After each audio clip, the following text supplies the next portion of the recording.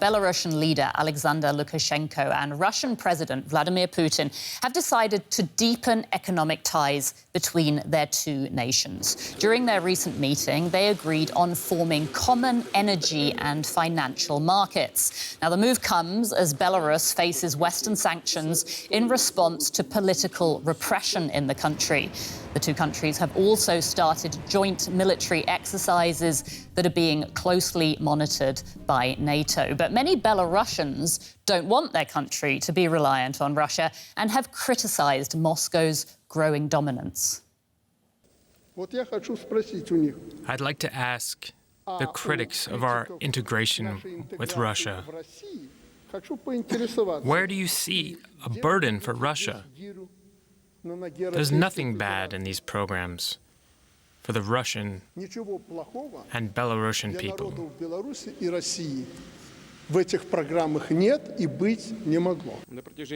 For the past several years, a lot of work has been carried out on a package of documents to further deepen the integration process between Russia and Belarus.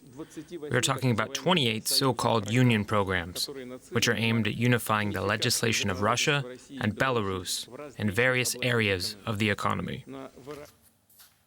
And for more on this, I'm joined now by our correspondent in Moscow, Emily Sherwin. Emily, thanks for joining us.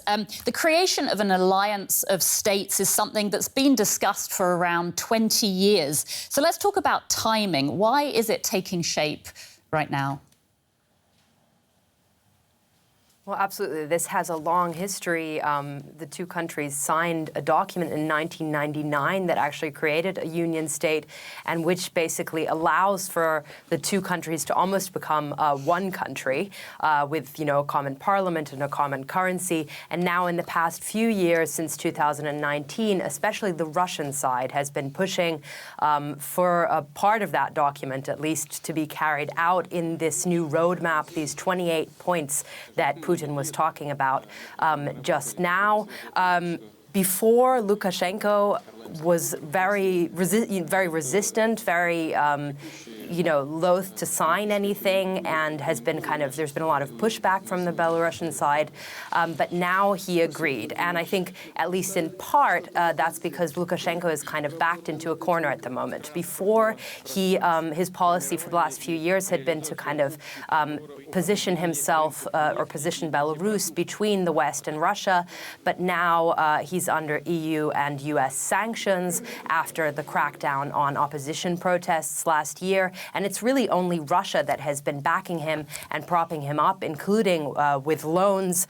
And I think that's part of why we're seeing this step now kind of as a concession to Russia. Now, in Belarus, critics of these closer ties with Russia are worried that they're going to lead to a loss of their nation's independence. It sounds like, from what you're saying, they're right to be fearful about that. I think anyone who was fearful about that before will be even more fearful now.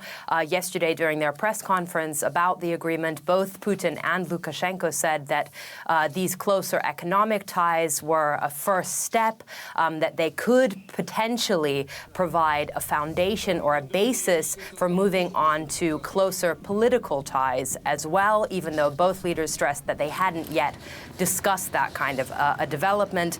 Now, this integration has been an unpopular measure in Belarus.